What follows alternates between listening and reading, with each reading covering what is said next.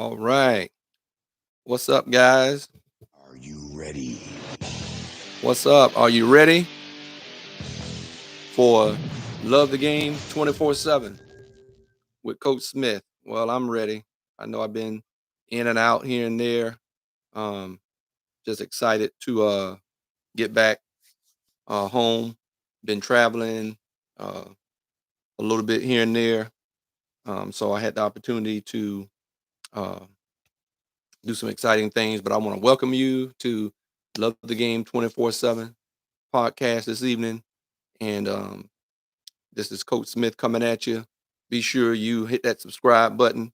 Also follow me on on IG, on that Instagram with Love the Game 24/7, and also be sure um, that you share this information.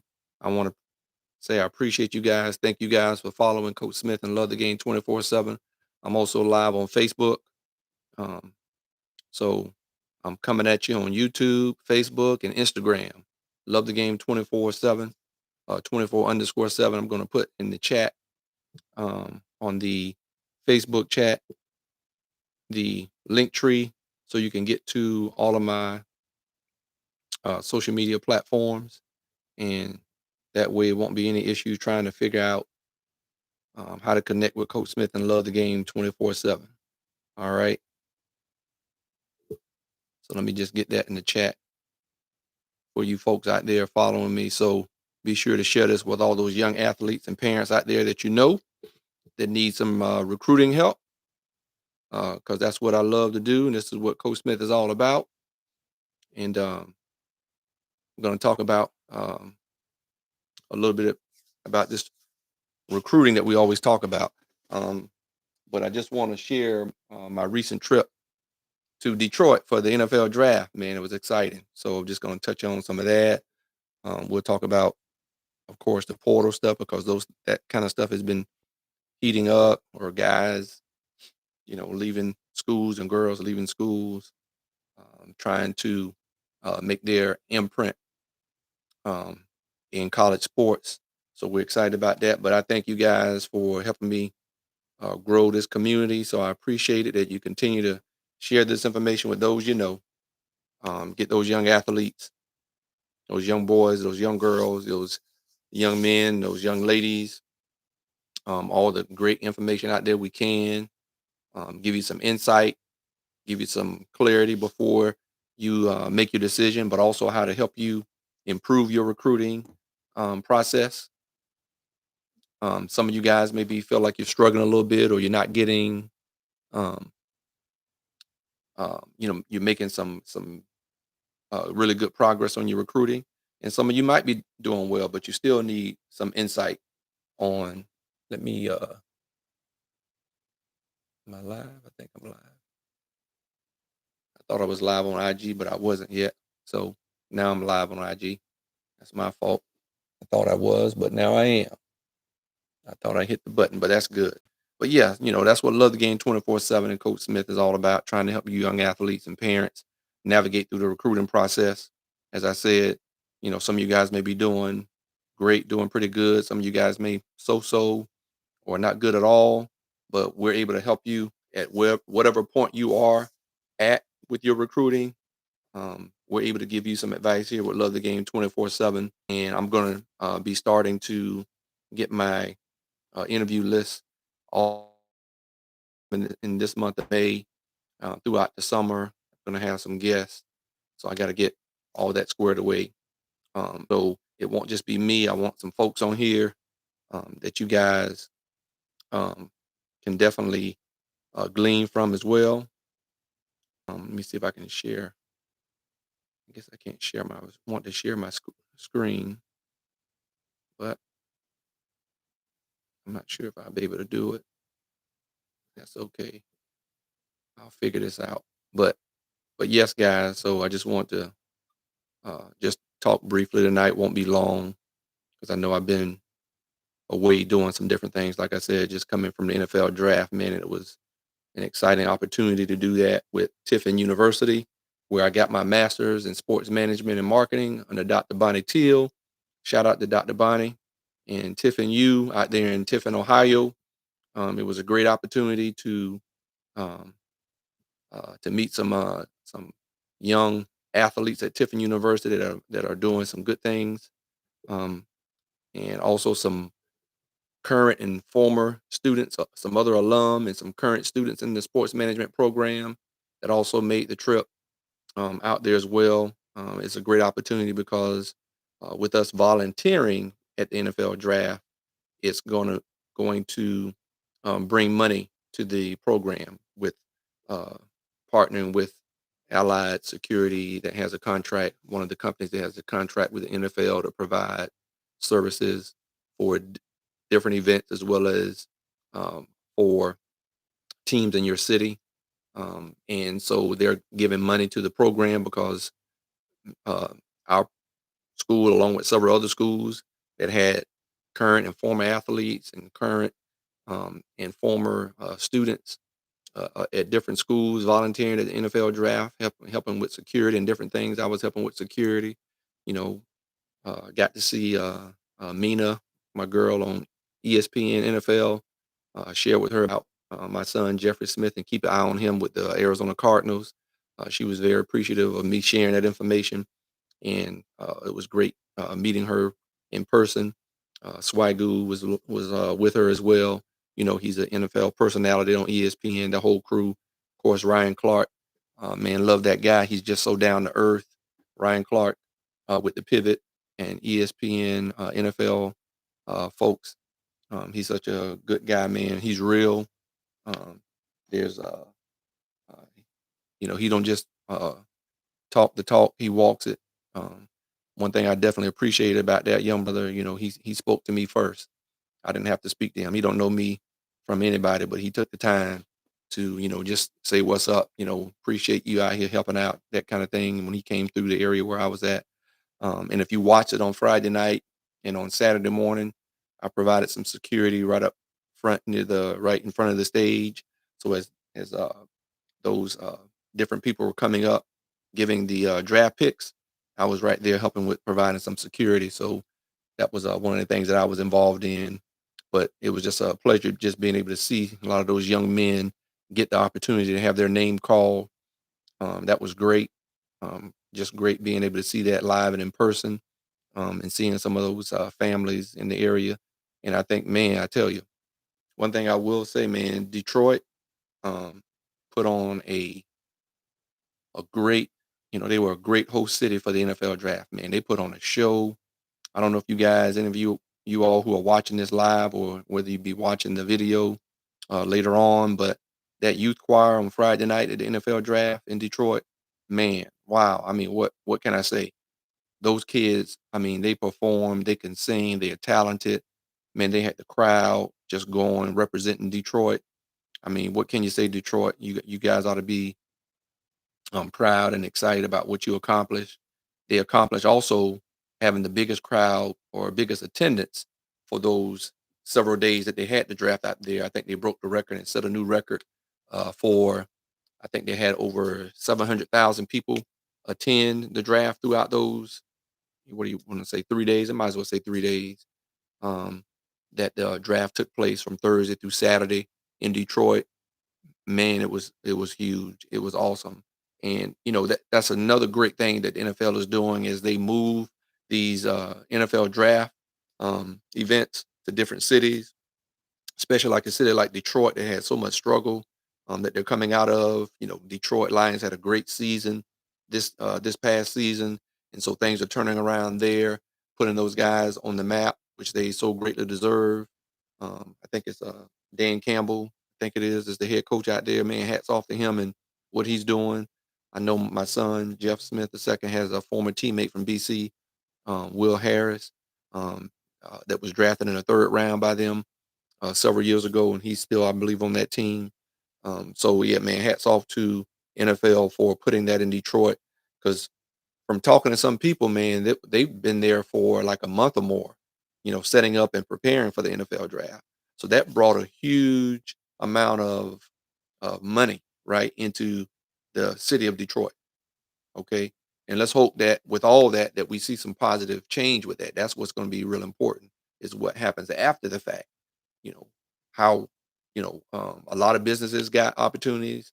They had a lot of during the draft, they brought up some of the business owners um, that had the opportunity to expose or market their business on stage at the NFL draft to talk about the different types of businesses, from food to clothing to I mean, you name it.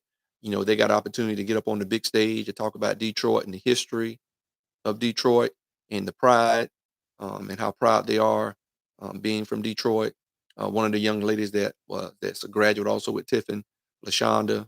Appreciate you, my sister, for picking up me and some others who are alum from Tiffin, from the hotel, to make sure we got to where we needed to safely, so we knew where we were going. Really appreciate Lashonda. She lives in Atlanta area, but she's from Detroit, and she's a Tiffin uh, University graduate in the sports management program. So I want to give her, Lashonda, a shout out for being such a great guest and uh, former alum of Tiffin. But she had a lot of history about Detroit. Learned a lot of stuff talking with her. Morgan Harris, other young sister that's sports management program from LA area, but now lives in Las Vegas. I think Morgan went to UNLV, and awesome young lady that's coming into um, the sports arena that want to be agents. And I think they got all the skill and know how to be successful in sports management, because there's so much opportunity. But I tell you, Detroit, man, you guys showed up and showed out with your hospitality, with your just the food that I heard that a lot of people enjoyed. Just listening to the people, the crowds were, man, it wasn't any issue that I know of that happened that we had to be concerned about. In the audience, everybody seemed to be respectful to each other and enjoying just to have that opportunity to have you know um, that type of monetary, just insurgents right into that city, right, to help boost that city, boost that city up. So that's the thing, guys, that when these things can happen when you have a big brand like the NFL that comes to your city for an event like a NFL draft, or combine, you know Pro Bowl, because they moved the Pro Bowl now from Hawaii to Orlando. So they're trying to figure out things, because they know the brand is huge and it brings a large audience and following, and that it can boost an economy, a local economy, and hopefully it boosted the Detroit local economy to where we can see some residual effects after the NFL has fully moved out of there. I'm sure it's going to probably take another week or two for people to assess and meet and talk about the good and bad or whatever that happened, or and how to possibly get something else like that again. Big Sean performed live. One of the funny stories is one of his members of his group was late getting there right when he started performing his first song, and had no clue where how to get on stage.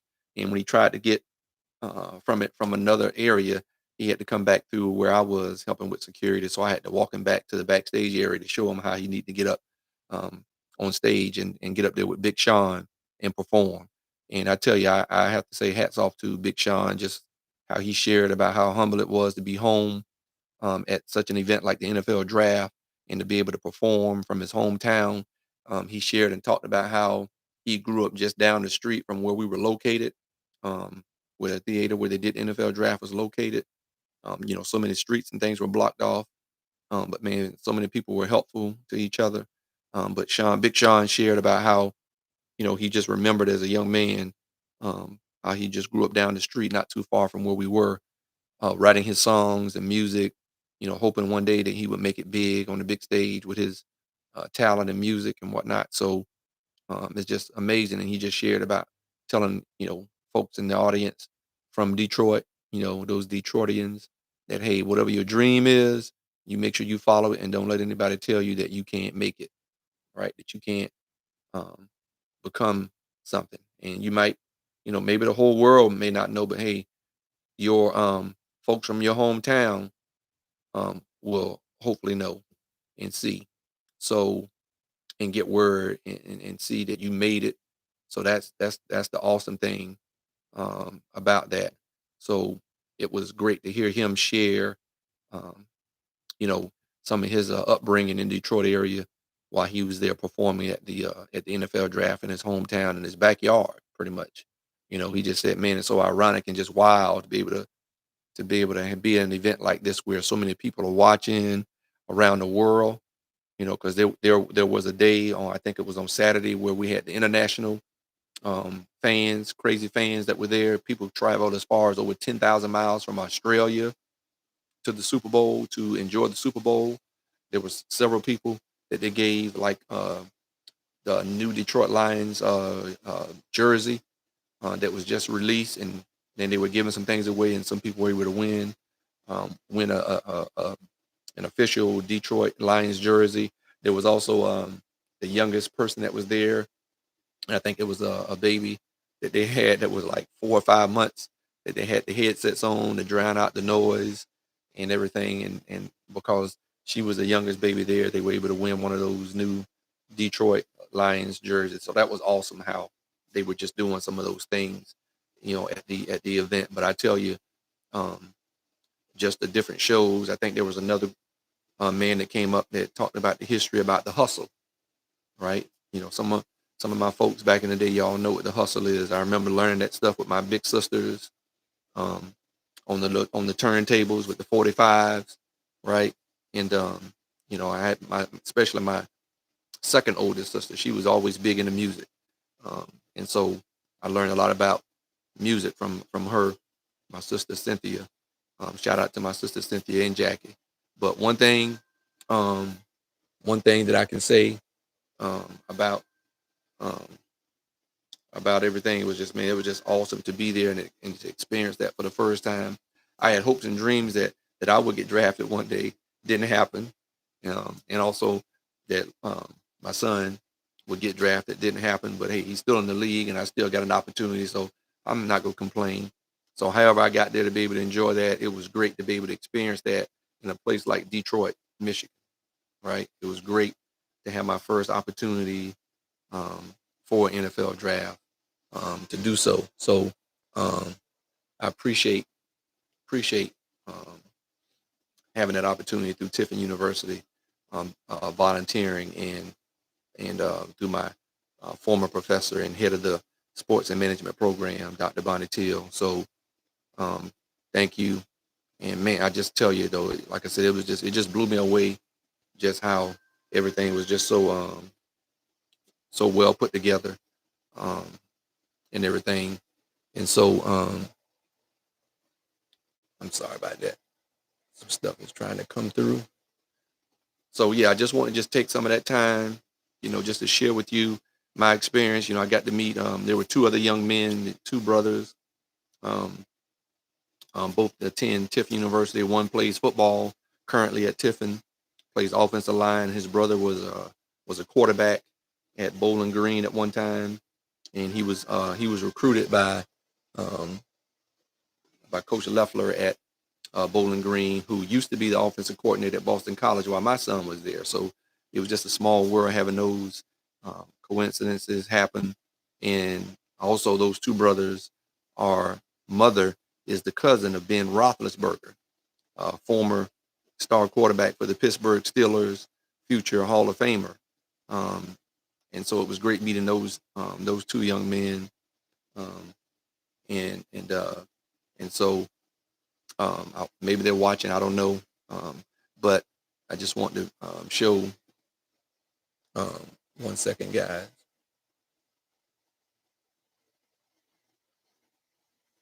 Let me just respond to this text. My wife is sending me, trying to get through while I'm on the podcast, but that's cool. But anyway, yeah, mom is out there in Texas seeing the grandbabies while Jeff is in Arizona doing his OTAs, getting ready for training camp a couple of months from now. So Mimi is out there in Texas, and she's trying to do a video call with me and the grandbabies. I have to do that once I get off the podcast. I got to see my little papa. But yes, like I said, though, it was great being out there and meeting some different people and seeing some people that I enjoy watching talk about football, NFL, college sports, all that. Um, so so I just wanted to share that. But I want to get on to so that's enough about the NFL. So I just wanted to just share that's where I was at and why I wasn't able to do anything live because they had some guidelines that we had to follow because I wanted to hopefully do a little bit of live, but I was so tired didn't get to bed until 2:30 every night. Um, and so, but there were some guidelines where we could only do, some pictures before things got started or a little video here and there. But I was couldn't do anything live when I was on location, doing my duty with volunteering. So I just wanted to just share that. That's where I've been. That's why I didn't do live last Wednesday or Saturday. So I'm back here today. But one thing I do want to definitely get on that I want to talk about again some more a little bit is that the transfer portal. Because there's so much talk about that right now. Because yeah, there's a lot of activity at this time of the year where a lot of guys are transferring. We talked about Deion Sanders um, and the kid Cormani that left. And people making a big deal like Deion is the only one that's dealing with this, and he's not. All the top schools, no matter what your record is, all the top schools are having this same issue. Deion is not having to deal with this any more than anybody else. So they want to make it be um, like it's more of an issue for Colorado, and it's not. Hey, I also want to take some time out. Hey, if you got something you want to put in the chat on Facebook or YouTube or even Instagram, I try to do my best to respond. If you got a question or response, anything like that, great. But yeah, so this transfer portal matter, this happening and going on right now, it's reality. It's what's going on in today's environment with college sports, and it's not just football. Okay, um, they're football and basketball are the bigger sports, so we hear more about those. But it's happening in all college sports with men's and women's sports. It's happening even more in women's basketball now. Okay, women's basketball is blowing up. It happens all the time in any sport. Trust me. One thing I'll tell you that the young man that I told you that, or the two brothers that I told you I met um, in Ohio at the draft that are related to Ben Roethlisberger. Let me get the name so I make sure. 1 second here. 1 second. What was the young man? I need to get the young man's name, but I think it was the Keller brothers. Um,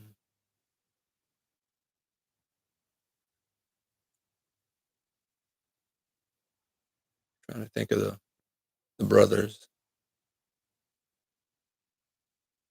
Good young men, and appreciate that I had a chance to meet those young men. Um,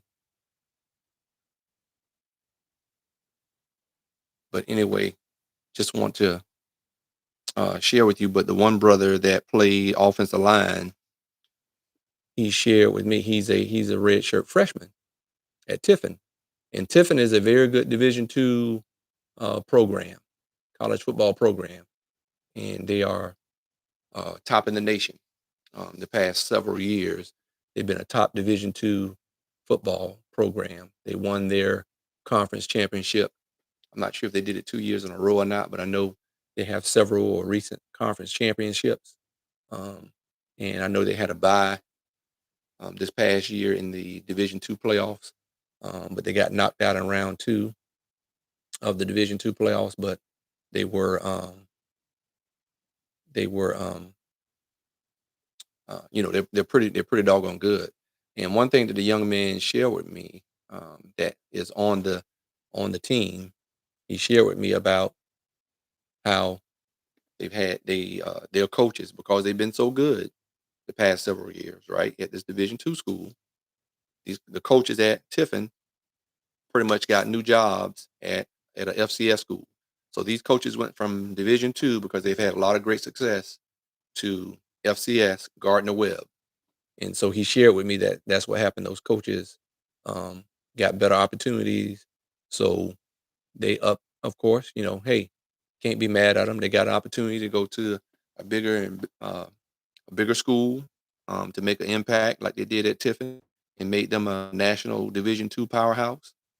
Um, and so they're doing their hopes is that when they go to Gardner Webb, that they make that a FCS powerhouse. So they got their opportunity just like athletes look to get their opportunities. And I know some people try to make a negative thing about the transfer portal. I think it had more negatives from the old way when coaches had restrictions and wouldn't allow you to transfer to certain schools. Like I shared about how Urban Meyer kept Cam Newton as well as others, um, as well as some others. Let me get back on my live on IG.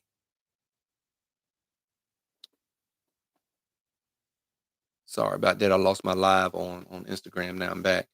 Uh, but yeah, I shared, on the podcast not too long ago recently about how, the old transfer portal coaches had a lot of power, right? They had a lot of control, and they controlled where you could transfer, which I didn't think was fair.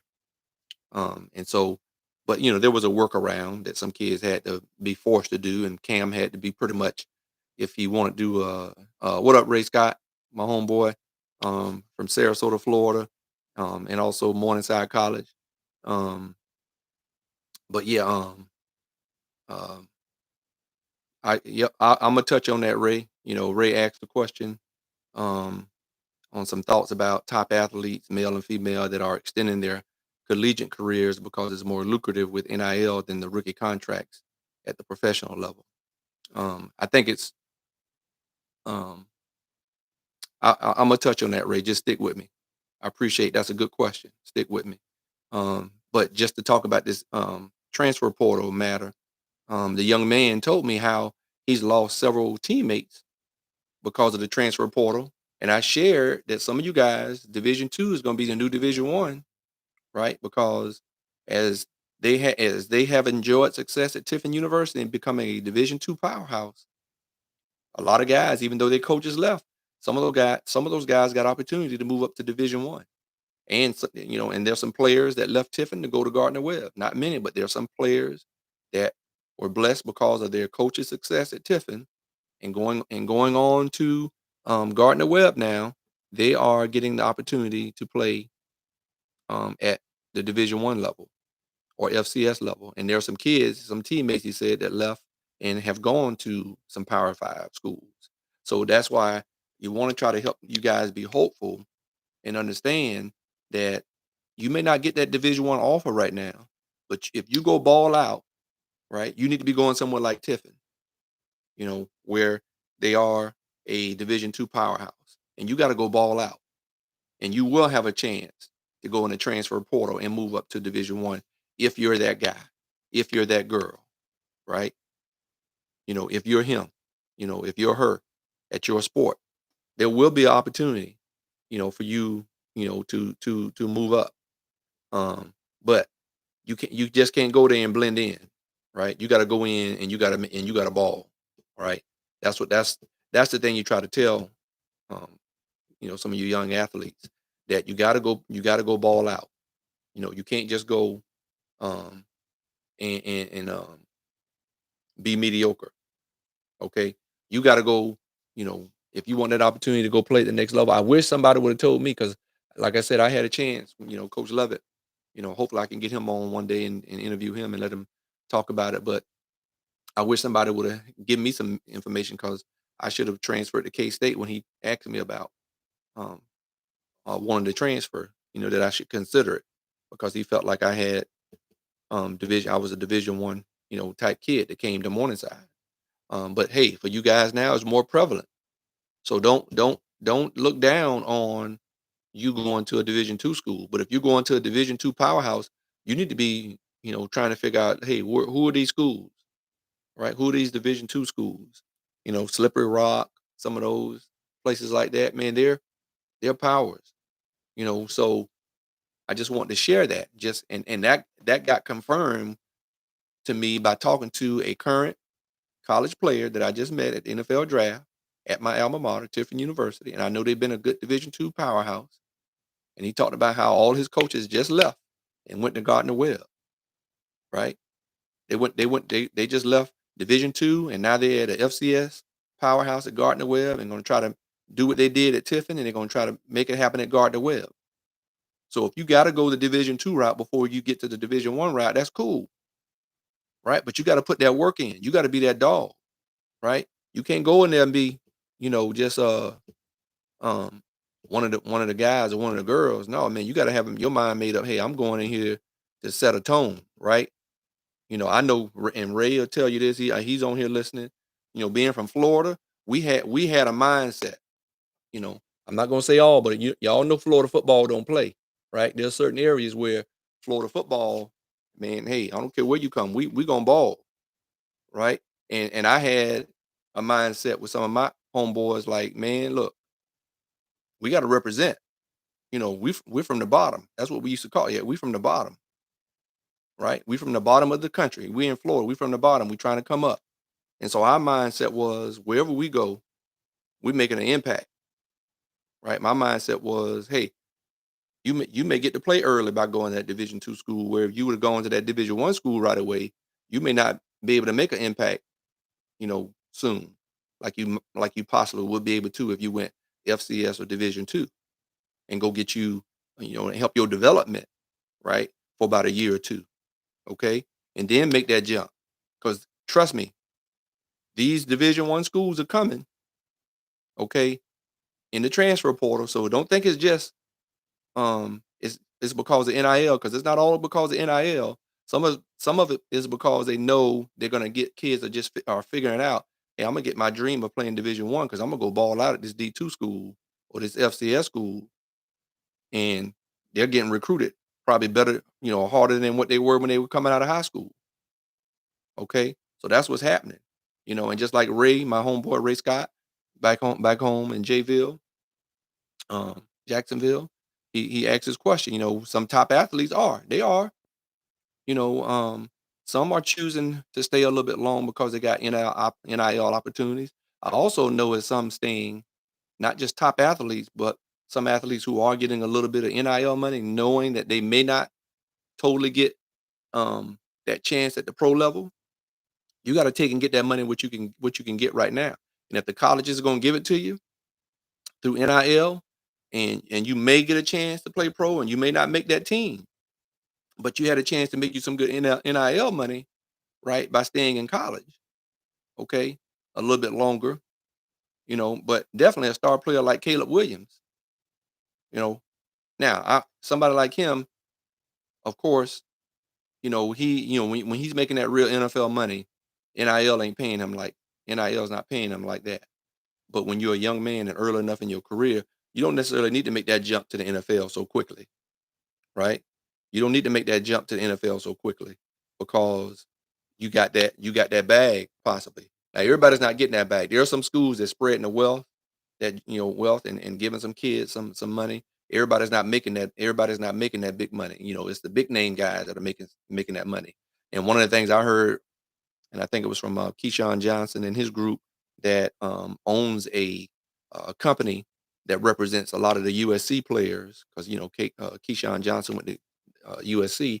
He has a company with some former teammates where they pretty much represent a lot of the current USC players to get NIL opportunities. And one um, opportunity that I had listening to a show with Keyshawn on there, he talked about how Caleb Williams was a very humble guy, and if some of his NIL opportunities didn't allow him to share it with his O line or his wide receivers or some of his defensive guys, he would turn down some NIL opportunities.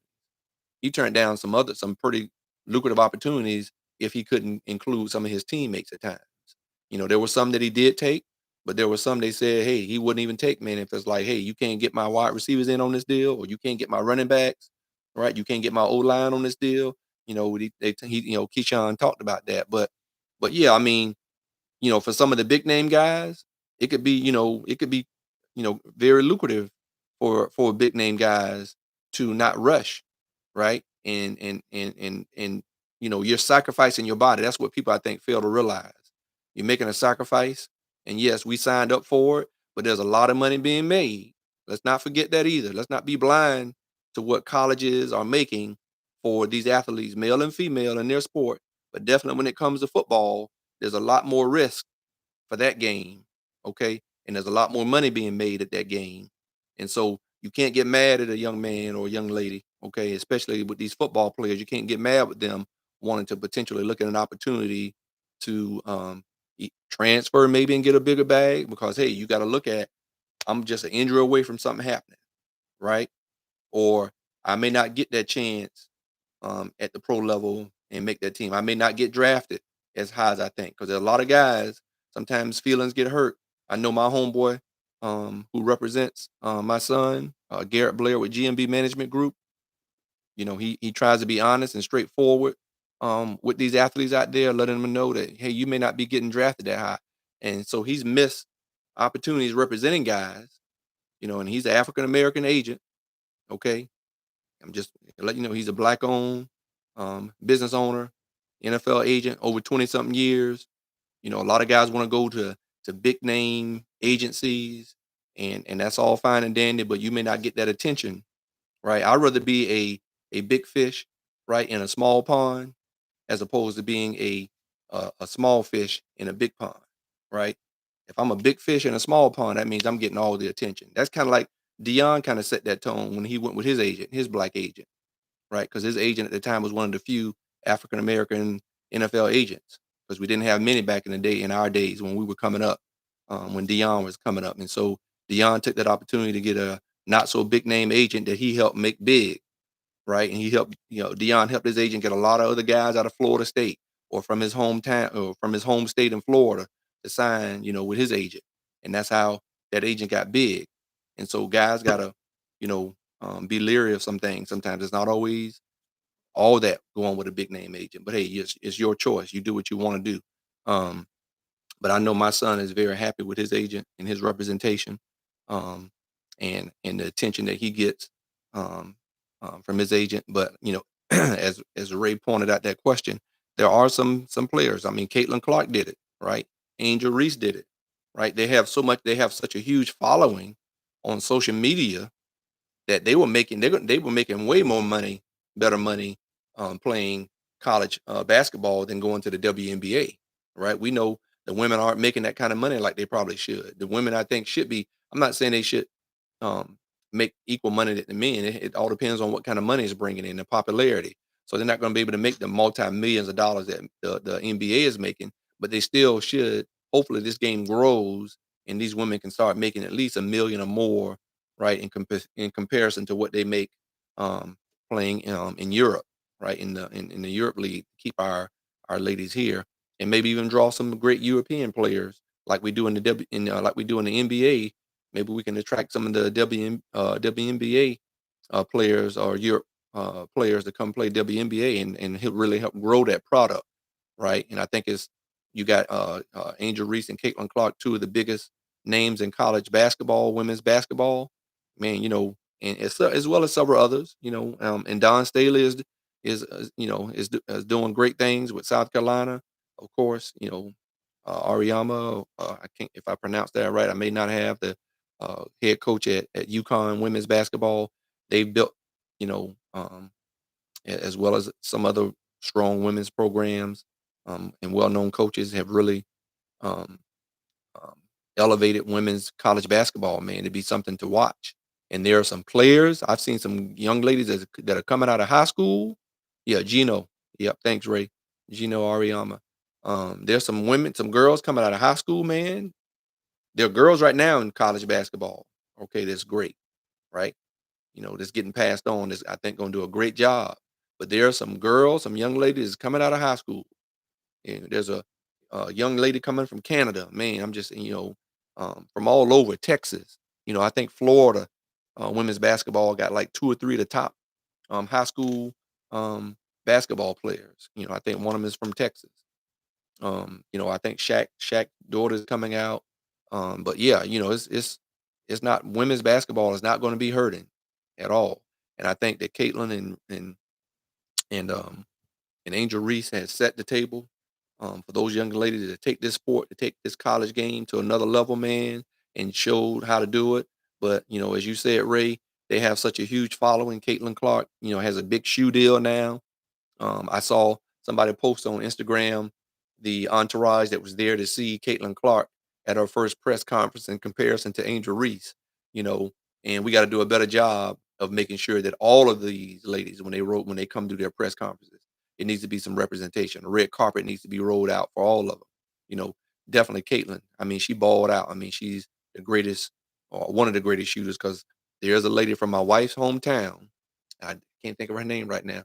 She has still the most points in women's college basketball in general, not NCAA, because it wasn't NCAA when um, the NCAA didn't start letting women play on college basketball until the 80s or something like that, late 70s or 80s.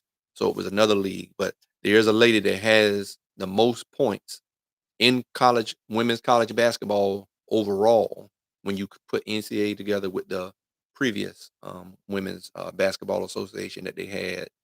I mean, she's Caitlin. I don't think was that close to what she scored, and she's from Florence, South Carolina, where my wife is from. And they talked about that when Caitlin was breaking the NCAA record, and they make a point to say, be clear about that. She broke the NCAA record. She didn't break the overall women's college basketball record. She didn't break that. She only broke the NCAA all-time record. But hey, she's great. I'm not, sitting here um, and mix words with you. The girl is off the chain. Period. Great, the best shooter I've seen. Right, and it's great for the game, the women's college basketball, and it's awesome. I'm excited. I love it. Watching Caitlin. I love watching Angel Reese. She's small, but she's tough as nails. She talks that stuff, and she's beautiful. Even Caitlin Clark.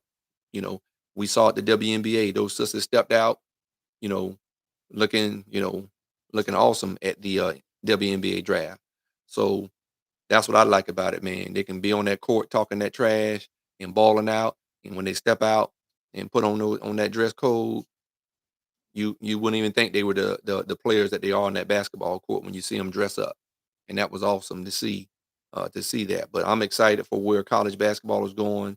But as you pointed out, Ray, with this NIL stuff, man, yep, there are some good reasons why some players should remain in college if they're getting a nice size NIL deal, NIL bag. Why not? Absolutely. I mean, you can't go to the NFL anyway until after your junior year. You know, and there's another thing I'll talk about later, on a podcast when they're talking about kids reclassifying, right? Because I tried to convince my wife to let my son stay back. Let's keep him back a year, right? To help his recruiting grow and his development, because he could have used he was a young, high school graduate, right? Little Jeff was a young high school graduate. He could have stood. He started school earlier. We probably, when he was younger, probably should have kept him back.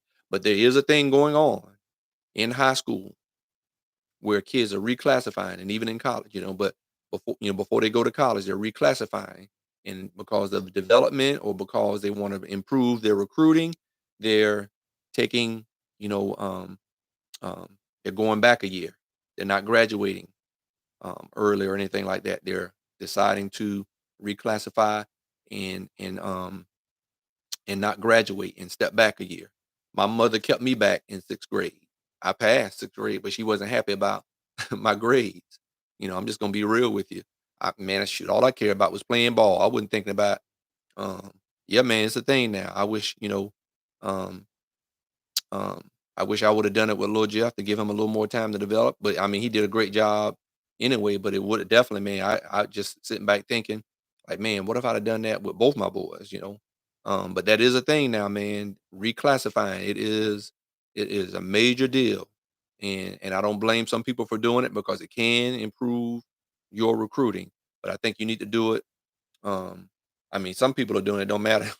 I know there was Brownie Nagel. Brownie Nagel was a quarterback at Bogasega High School that went on to play and star at University of Louisville at quarterback. and then I believe Brownie Nagel got drafted by the Jets. But Brownie Nagel's father, back when we were growing up, did that very thing. He kept him back. There was a few people that I heard in our day that reclassified, and but my mom did it because she didn't like in sixth grade because she didn't like the way my grades were, and I did start school early, and I was glad I didn't like it at first, but I was glad she did it. She did it because I think it did help me mature more and help me develop. And I was actually with her doing that, because I was a grade ahead of most of my friends at the time before she did that. So when she did kept me back in sixth grade, it put me with most of my friends who I grew up with, who I was tight with. And and looking back on it, man, it was a blessing that my mom did that. And I realized that when I got to high school, that it was a blessing that she did that, that she reclassified me and didn't allow them to pass me, and she made me do sixth grade over again. Boy, I was 38 hot when she did that when I was in sixth grade. But as you know, as I, you know, um, and my father, he just said, he got on me and just said, "Look, this is what your mom thinks is best for you because you didn't really commit yourself to your studies like you should, and you need to." He told me if you want to play ball, you got to do a better job than that and make better grades. And he was like, "Hey, even though these folks passed you, we aren't passing you, and you're gonna do sixth grade over again."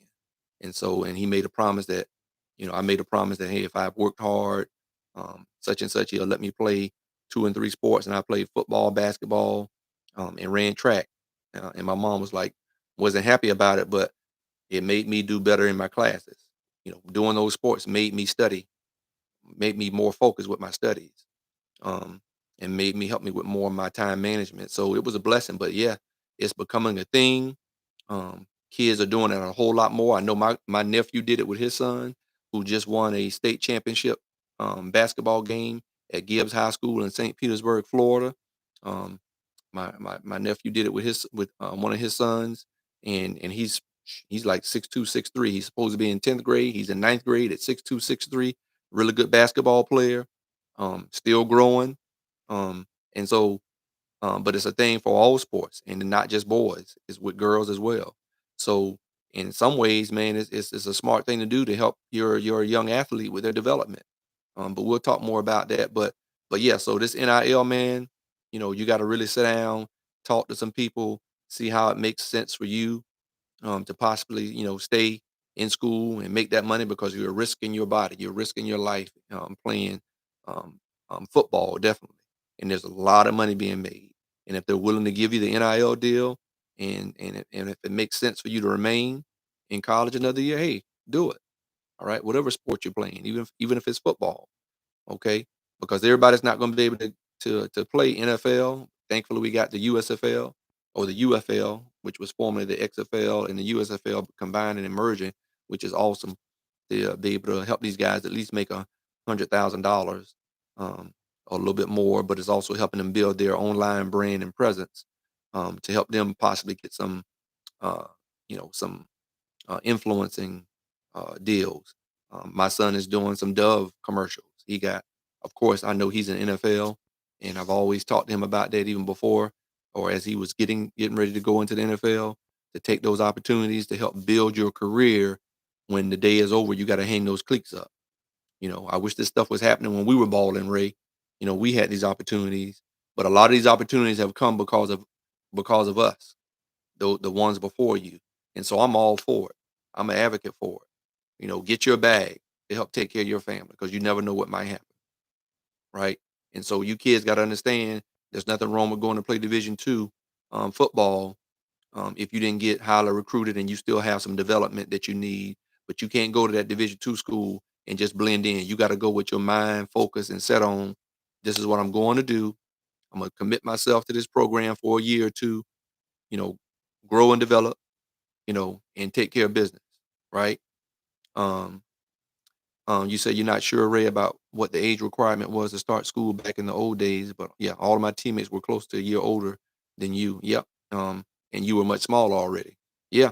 Um, like I said, I know I did it in sixth grade, and I think if you are gonna reclassify, you need to do it you need to, as parents, you need to just pay close attention.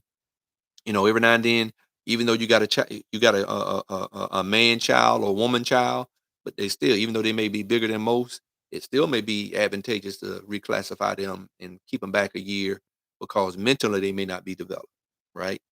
Um, Physically they may be, but their mental may not be, caught up with their physical, size. So, and they may be going and playing against older kids, and they're not mentally ready to do that. It's the same thing when you go into college, man. When you go into college and you're 17, you just turned 17. That was my concern with my son, with little Jeff. Going in, you going in, man, with grown men. Guys that are juniors and seniors that's 22, 23 years old. I'm 17. Maybe 18, right? Because he had, his birthday was April, so you sometimes you're not up to par with some of those guys, and you going in there trying to take a guy's position. He's 21, 22 years old, and you may be better, but can you handle the mental pressure that sometimes these older guys know? I'm gonna try to punk this guy or punk these girls. I'm gonna try to punk this girl, right? Because they're threatened by possibly losing their starting opportunity because there's this young talent coming in that they know everybody's been talking about. That's the real deal, right? Even though you may be young, you may have that older mentality where you ain't taking it from anybody because maybe how you grew up and where you grew up, people put in you and spoken to you and said, "Hey, look, you got to go represent, right? Don't let nobody punk you. Don't let nobody talk down to you, right? Don't go start nothing, right? We used to say, don't start nothing, won't be nothing, okay? Um, and so don't start anything. Just keep your head down, work hard. But people are going, it's all about maturing. People are going to try you, right? People are going to put you to the test, okay?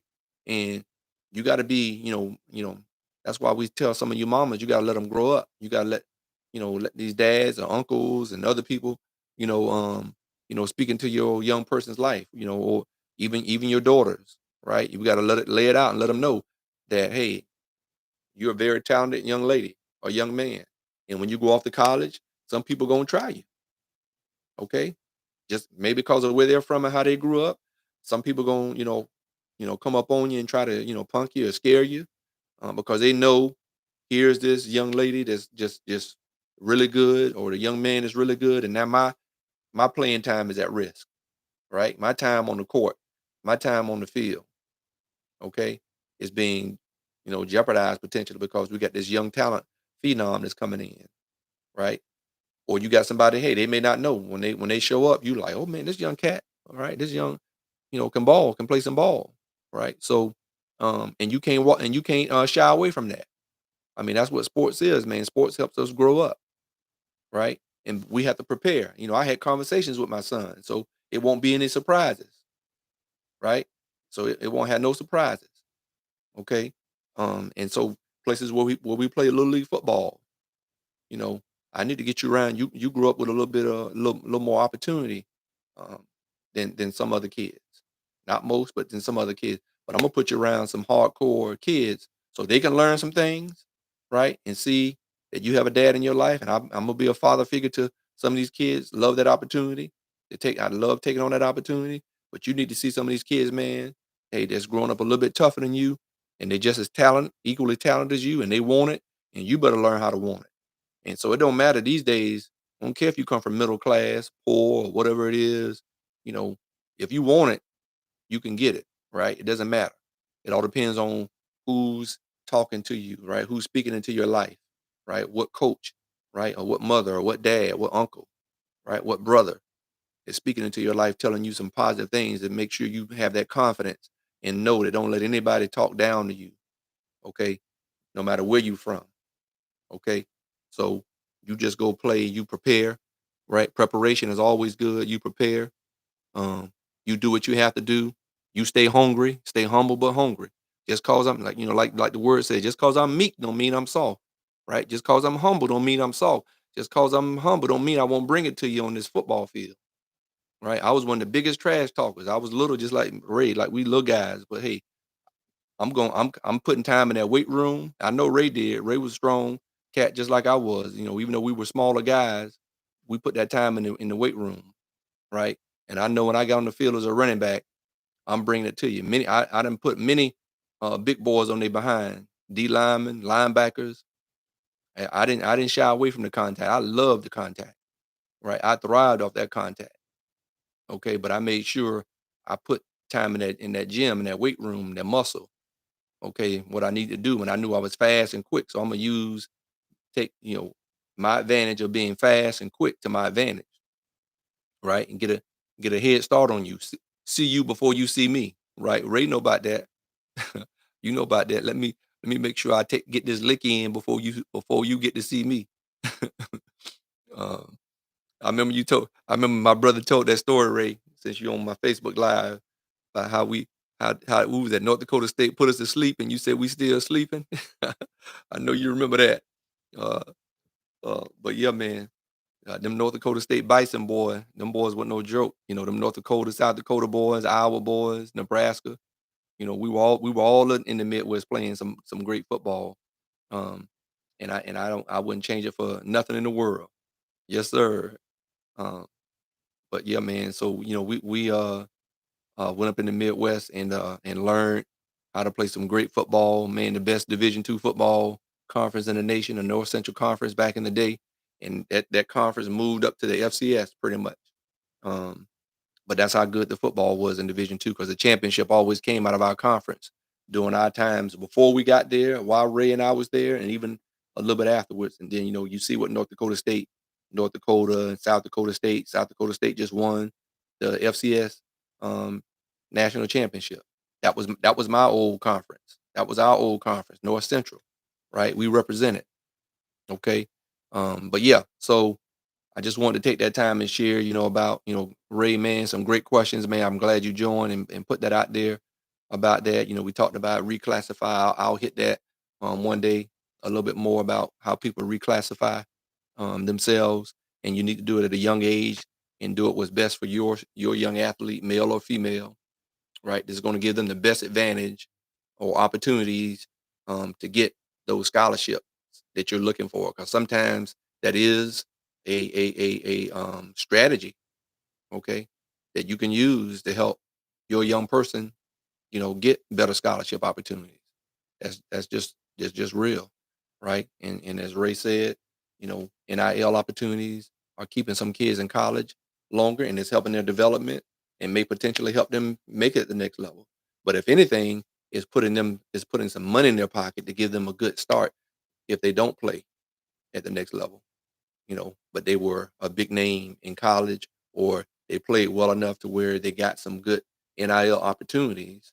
And maybe they may go on and be an influencer on social media, or they get a job in sports or whatever career they want to go into, but they got some money to give them a good start, right? And they probably don't have any student loan debt that they had to deal with, right? But they did make that school a lot of money, right? So let's not forget that football and basketball, especially football, football programs put buildings on campus, right? Football and basketball put scholarship in the general scholarship fund, because that's some things that some people don't realize when these guys play football and basketball. And I know they do it with some of the other sports, but it's more prevalent in football and basketball because there's more butts in the seats, right? More ticket sales, more food sales, more jersey sales in football and basketball. It brings in a lot of money and TV money. And so when these guys become um, players of the game, and money goes to the general scholarship fund because that player was the player of the game when that game was on TV. We see it. You see the All State thing up there, and they'll talk about how much money they've given to the general scholarship fund.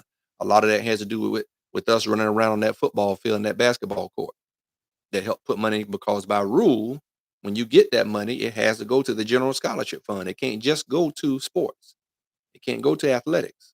A lot of people don't realize those rules, right?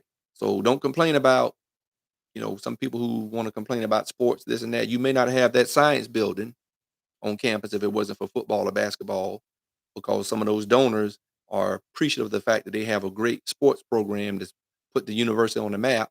So they donate to the school for scholarships, for the general scholarship fund, and they put buildings on campus in their name, right? And it came because football and basketball programs are top in the nation or making a name for themselves, right? So don't be that person saying, you know, why football get this or why basketball get that. And well, you may not have that scholarship. Um, you non-athlete student, you may not have that scholarship if it wasn't for football or basketball. Because by rule, that money has to go to the general scholarship fund for everybody, not just athletes. So that's how sports helps grow the student body, even for those ones who don't play sports. You may have gotten a scholarship because of off the backs of your athletes. And I know a lot of people do appreciate it. They support their sports program. Most kids, we did I know a lot of schools do it, and there's some stats on how most students decide to go to some colleges because of the sports program, how big the name of the sports program, or because my family went there and played sports, or my grandfather, my great grandfather, my grandmother was an athlete. But a lot of kids will decide to go to schools because of the sports program. What's up, Pearson? You coming on all late? Me and Ray been having a conversation on chat, and you coming up in here late, but better late than never, right, dog? Yeah, you got me May 23rd and 24th coming to Sioux City, Iowa, West High School. My homeboy Stephen Pearson, um, um, selling jerseys of players who moved on to the pros. That's yeah. We can talk about that. Absolutely, we can talk about that. I share some thoughts on that. Ray, appreciate that. But my homeboy Stephen Pearson, who is also former Morningside Chief, um, and yeah, I'm gonna be at his place, Sioux City West High School, giving Sioux City West a shout out on Coach Smith podcast. So whether you listen to this live or you listen to the video um, recording later on, Stephen Pearson, head coach, Sioux City West High School, will be me and my boy Anthony Fieldings and some others going to be in Iowa, Sioux City, Iowa, back in our old stomping grounds of Morningside College, doing some camps and doing some of what I'm doing now and teaching and talking to young athletes and their parents about how they can sign up with my recruiting service to help improve your um, your recruiting process and helping you learn how to navigate through the college recruiting process for whatever sport you play, whether you male or female. Coach Smith and Love the Game 24/7 can help you navigate through that. I don't care if you're getting heavily recruited or whatever the case. We also going to talk to parents about how you need to transition and how you need to let go and allow your young person to start doing their thing because we raise our kids to release them. Don't mean we ain't gonna not never see them again or anything like that. That's not what it's all about. We got to teach them about how to grow up and be self-sufficient, right? And so they can bless us later on in life, right? I'm been blessed with my oldest son with two grandkids, right? It's a blessing to be able to now raise them and teach them about how to do sports because I'm definitely gonna be getting my grandbabies ready to play some sports, whatever it is that they like. But yeah, appreciate you, Pearson. Yeah, we'll be out there May 23rd and 24th with my brother, enjoying helping him build his program up and getting Sioux City West High School on the map and teaching those young men um, how to play at a high level and give themselves some opportunities to play some college football somewhere. Um, so yeah, definitely. What's up, son? My son, Jay Smith Jr. on IG on my IG live. So remember, I got my Linktree link on Facebook and YouTube live for you to go out there and look at some of my former live podcasts and shorts. Um, I'm on IG live, but I appreciate you guys joining me tonight. Um, if you didn't get a chance to hear the whole show, go back and listen to the video. I talked about my opportunity being at the NFL draft in Detroit and how they did such a great job putting on a show in the NFL draft, and hopefully that helped boost their economy, local economy in Detroit. Um, and I believe it did when you talk about all the business and opportunities of people staying in hotels, eating at restaurants, just putting money in that economy by visiting Detroit during the NFL draft. Let's just see how that helped boost their local economy. But I think the NFL is all about that, and man, that was a great thing. So I was glad to be able to share my opportunity for the first time being at the NFL draft. Um, so I love you guys, appreciate it. I'll be live again on Saturday morning, 11:30, with Coach Smith and Love the Game 24/7. We all about, man, trying to help your young person get their dream to come true of playing a college sport. I don't care if it's lacrosse. I don't care if it's rugby. I don't care if it's field hockey. Recruiting is recruiting no matter what you do, no matter how you look at it. It's all the same. And you got to learn how to market yourself. You got to learn how to brand yourself. You got to learn how to get some exposure and get the camps. So if you want to learn that stuff and partner up with Coach Smith and Love the Game 24/7 to help boost your recruiting, come on board. I look forward to having you. But have a blessed night the rest of the evening. Love you guys. I'll holler at you. See you Saturday morning, 11:30. Peace out.